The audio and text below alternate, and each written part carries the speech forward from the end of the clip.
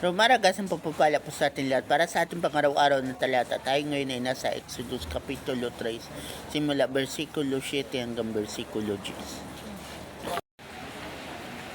Sinabi sa kanya ni Yakob, nakita kong labis na pinahihirapan ng mga Ehipsyo ang aking bayan. Alam ko ang hirap nilang tinitiis. Narinig ko ang kanilang daig. Bumaba ako upang sila'y iligtas, ialis sa Ehipto at ihatid sa lupaing mayaman, malawak at sagana sa lahat ng bagay.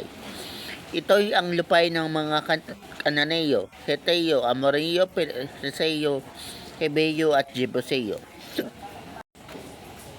Naririnig ko nga ang daing ng aking bayan at alam ko ang pangaaping ginagawa sa kanila ng mga Ehipsyo.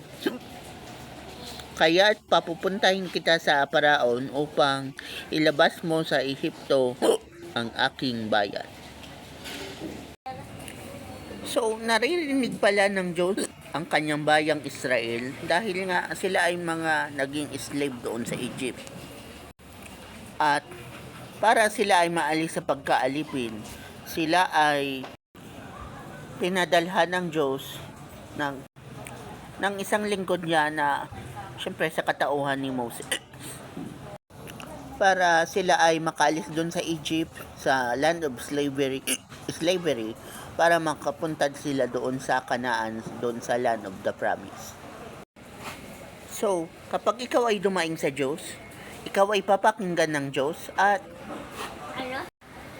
si Lord mismo may kakausapin ng mga tao o isang tao katulad ni Moses para alisin ka sa sitwasyon mong yan. So, ganyan ang kaparaanan ng Diyos.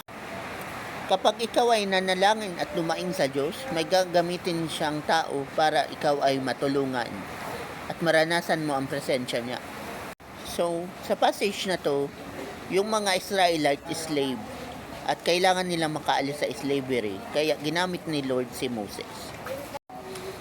Pero sa panahon natin ngayon, meron na tayong mga cell group leader, mga pastor, etc.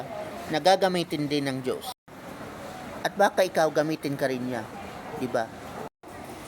At ikaw ang ginamit ng Diyos, walang pinipili ang Diyos. Kung iisipin nyo dito si Moses, isa siyang fugitive, pugante, pero ginamit pa rin niya siya ng Diyos. Sapagkat walang imposible sa Diyos.